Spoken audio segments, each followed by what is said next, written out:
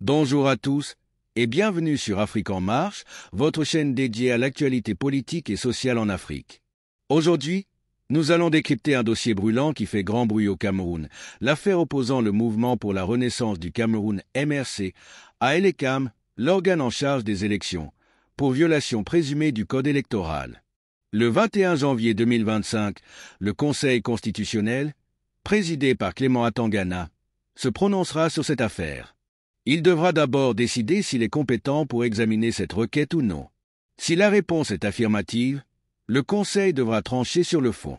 Le MRC, dirigé par Maurice Kamto, accuse le directeur général des élections d'avoir violé l'article 80 du Code électoral camerounais. Selon cet article, le directeur général des élections est tenu de publier, au plus tard le 30 décembre de chaque année, la liste électorale nationale. Cependant, au lieu d'une publication nationale centralisée, Elekam a opté pour une publication décentralisée au niveau des antennes communales.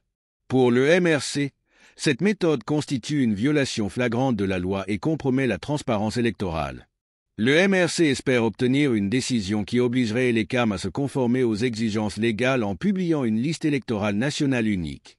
Pour cela, le parti s'appuie sur l'article 4, alinéa 3 de la loi du 21 avril 2004, qui confère au Conseil constitutionnel la responsabilité de veiller à la régularité des élections, y compris les opérations préélectorales.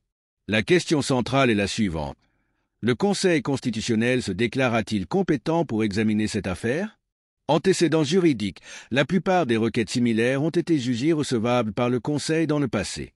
En janvier 2024, Abdourahmane Amadou Baba avait déjà porté une plainte similaire devant le tribunal de grande instance du Mundi, qui s'était déclaré incompétent après de multiples renvois. Le MRC espère néanmoins que cette fois-ci, la juridiction suprême reconnaîtra la pertinence de son recours. Cette affaire ne se limite pas à un simple différend juridique. Elle touche au cœur de la démocratie camerounaise. La publication de la liste électorale nationale est un pilier pour garantir des élections libres et justes. Le respect des dispositions légales est essentiel pour renforcer la confiance des Camerounais dans le processus électoral, notamment à l'approche des prochaines élections présidentielles.